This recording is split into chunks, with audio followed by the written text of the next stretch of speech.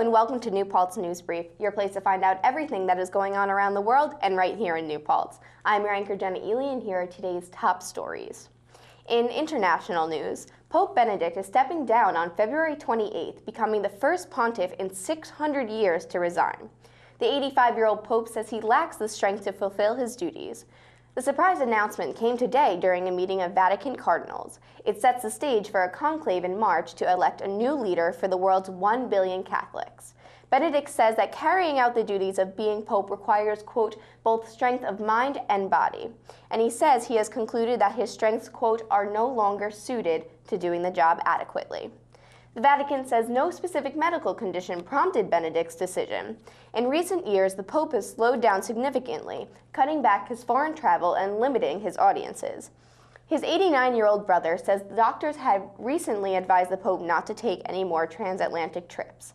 Benedict had made clear in the past he would step down if he became too old or infirm to do the job.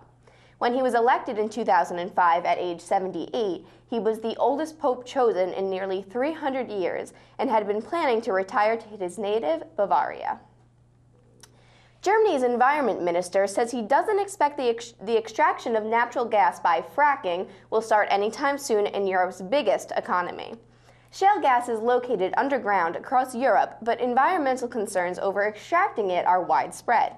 Hydraulic fracturing, or fracking, frees natural gas from shale by injecting a well with chemically treated water and sand. Supporters say it can be an economic boom, but critics say it can pollute groundwater. Environment Minister Peter Altmaier told Deutschlandfunk Radio Monday that Germany's government is working to ensure the practice is subject to limits, and he wouldn't advise anyone to seek drilling licenses soon.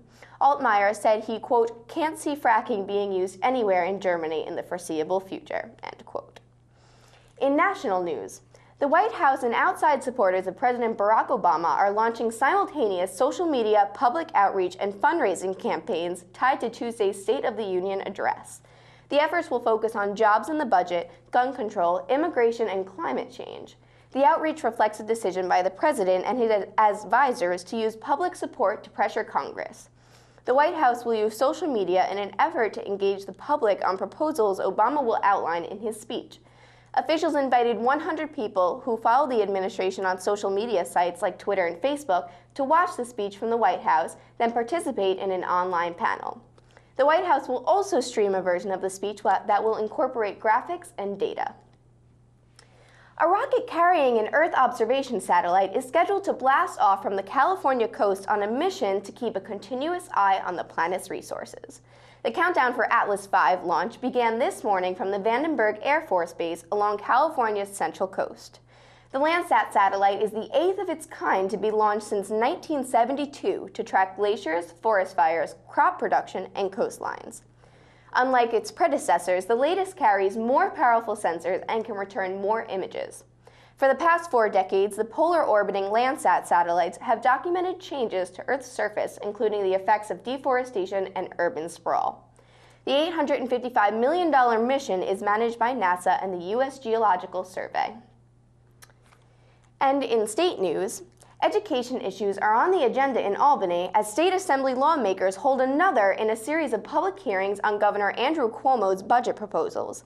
Monday's hearing at the Legislative Office Building in downtown Albany is expected to include testimony from the Chancellor of the City University of New York, Matthew Goldstein, State Education Commissioner John B. King Jr., State University of New York Chancellor Nancy L. Zimpher, leaders of the Teachers Union, and other officials. Cuomo's education budget proposal includes a spending increase, but educators and advocates say it's not enough to meet the needs of New York schools. The governor's spending plan also includes $25 million in grants for full-day pre-kindergarten programs and $20 million to lengthen the school day or year by 25%.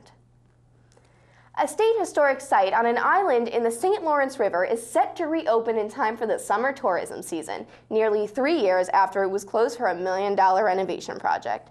Officials say with the State Office of Parks and Recreation and Historic Preservation tell the Watertown Daily Times that the work on the Rock Island State Historic Site included restoration of its 166-year-old lighthouse. The island is located in the Thousands Island region along the U.S.-Canada border.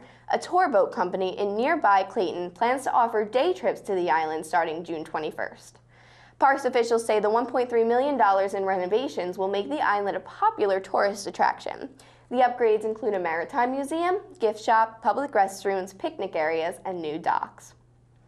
And in local news, as we mentioned last week, the 1 Billion Rising Flashmob event is going to be occurring this Thursday, February 14th, and it is not too late to join in. Rehearsals are being held this Tuesday the 12th at 3:30 p.m. and this Wednesday the 13th at 1 p.m. in the Elting Studio. The Flashmob is happening on Thursday the 14th at 3 p.m. in the Student Union Atrium, so join in or go and watch. It is sure to be amazing.